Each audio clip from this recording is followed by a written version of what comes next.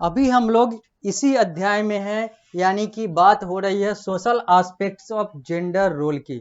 हम लोग देख रहे हैं लैंगिक आधार पर अलग अलग लिंगों का, अलग अलग लोगों का समाज में क्या स्थान है और उनके प्रति समाज का क्या व्यवहार है, क्या उनसे अपेक्षा की जाती है।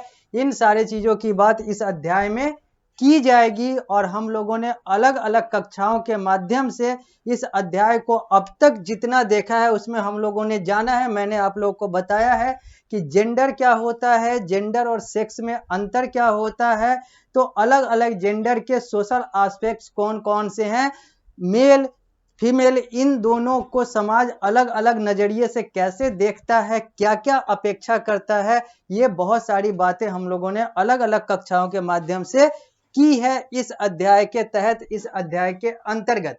आप लोग हैं कक्षा 7 में और कक्षा 7 में आने वाले सामाजिक विज्ञान के तहत नागरिक शास्त्र के अंतर्गत आप लोगों को अध्याय संख्या 4 में social aspect of gender role पढ़ना है, जो कि पारस प्रकाशन पुस्तक के अनुसार पृष्ठ संख्या 138 से शुरू होता है और आगे के कुछ पृष्ठों तक, कुछ पन्नों तक चलता है।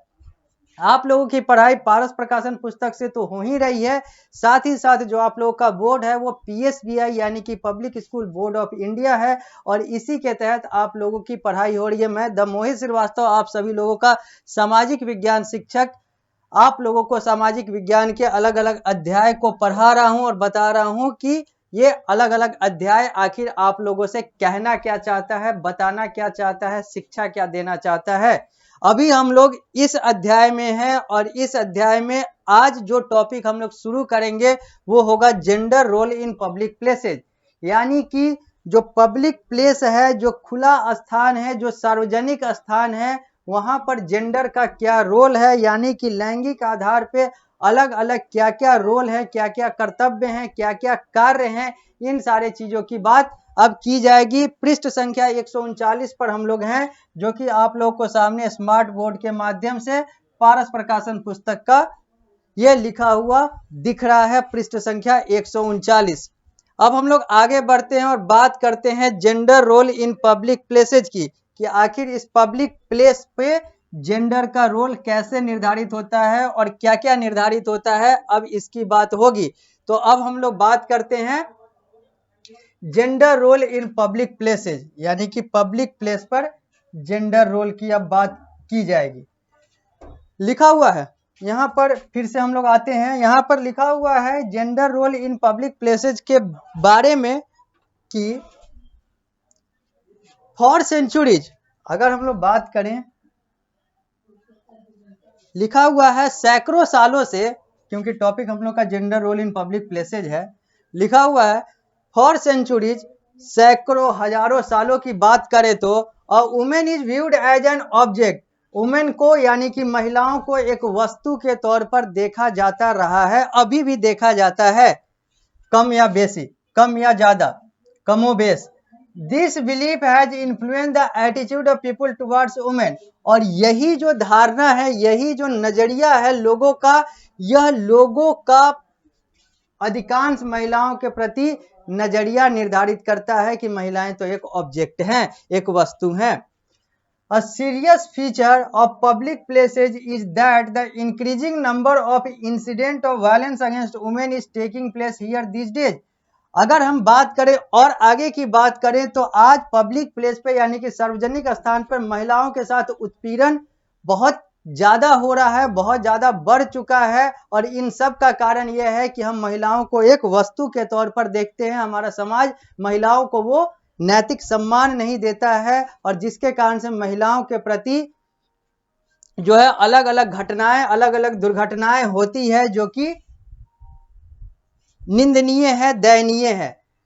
They are subject to act of eve teasing, molestation, rape and sexual harassment. और कौन कौन सी चीजें होती है महिलाओं के साथ, तो चाहे वो बलात्कार की बात कर लें या फिर यौन उत्पीड़न, अलग अलग माध्यम से हम लोग बात कर लें, या फिर उत्पीड़न करना, और भी बहुत सारी ऐसी चीजें हैं जो महिलाओं के प्रति होता है, महिलाओं के लिए, महिलाओं के खिलाफ होता है। और इन सब का एक ही कारण है कि हम लोगों ने महिलाओं को एक वस्तु के तौर पर, एक ऑब्जेक्ट के तौर पर देखा है और देखते रहते हैं। और यही हमारा समाज है। हम ये समाज के सारे लोगों की बात नहीं कर रहे, आज भी समाज के कुछ लोग जो हैं वो इस नजरिए से नहीं आते हैं, उनका नजरिया बहुत अच्छा, बहुत नैतिक है, लेकिन हाँ, अधिकांश समाज का यही नजरिया है। एक तरफ बलात्कार का विरोध होता है, यहाँ पर प्रदर्शन होते हैं, तो दूसरी तरफ दिन प्रतिदिन बलात्कार के घटनाएं और बलात्कार का समाचार आते रहता है। कभी डॉक्टर एक तरफ, चिकित्सक लोग एक तरफ हड़ताल करते हैं, तो दूसरी तरफ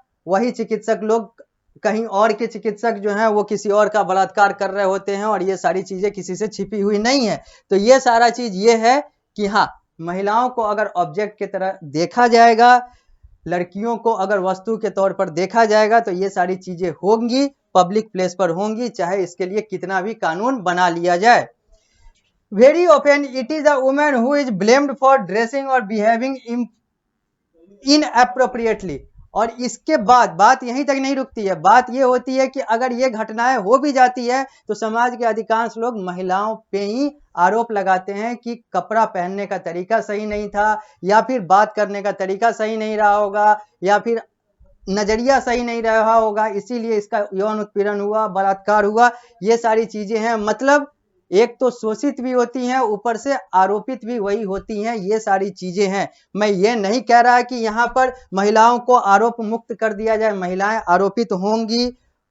ड्रेस जो है, ड्रेसिंग सेंस जो है, बिहेवियर जो है, ये महिलाओं का बुरा होगा, खराब होगा, जिसके कारण से बलात्कार या ईव टीजिंग के केसेज आते हैं। इस बात को खारिज नहीं किया जा सकता, ये चीजें हैं। लेकिन सिर्फ इसी के आधार पर बाकी लोगों को निर्दोष बना देना, ये चीजें कहीं से शोभा नहीं देती। अब आगे बढ़ते हैं और बात करते हैं वुमेन इन द कम्युनिटी। अब अलग अलग समाज में, अलग अलग समुदाय में महिलाओं का क्या स्थान है, महिलाओं के प्रति लोगों का क्या नजरिया है, अब इसकी बात करते हैं। लिखा हुआ है, women are considered to be weaker than men both emotionally and intellectually. महिलाओं को पुरुषों की तुलना में कमजोर माना जाता है, चाहे वो मानसिक आधार पर हो, चाहे वो बौद्धिक आधार पर हो। यानी कि शिक्षा के आधार पर, बौद्धिकता के आधार पर, या फिर मानसिकता के आधार पर, इच्छा शक्ति के आधार पर महिलाओं को पुरुषों से कमतर माना जाता है लगभग हर समाज में।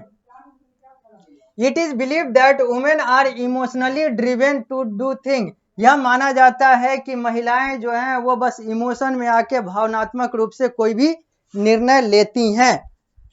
There action lack rationally. इनका जो एक्शन है या फिर इनका जो कार्य है उसमें तर्क शक्ति या फिर कहें तो बहुत सारी चीजों की कमी होती है, तर्क की कमी होती है, और ये बस इमोशन में आकर डिसीजन ले लेती हैं, ऐसा माना जाता है।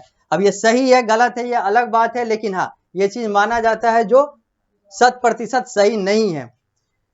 They were seen as unfit for participation in politics for a long time, as it was believed that participation in political discussion would take away their feminine characteristics and make them less attractive to men.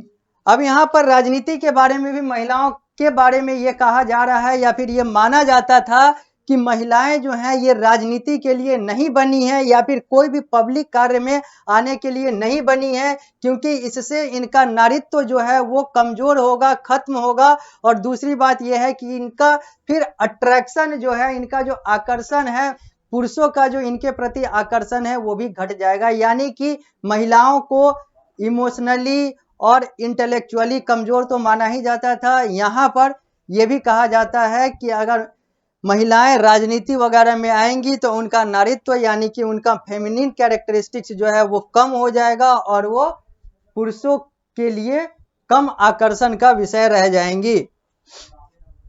They had to conform to the stereotype laid down by the society and were rejected if they undertook a departure from the same.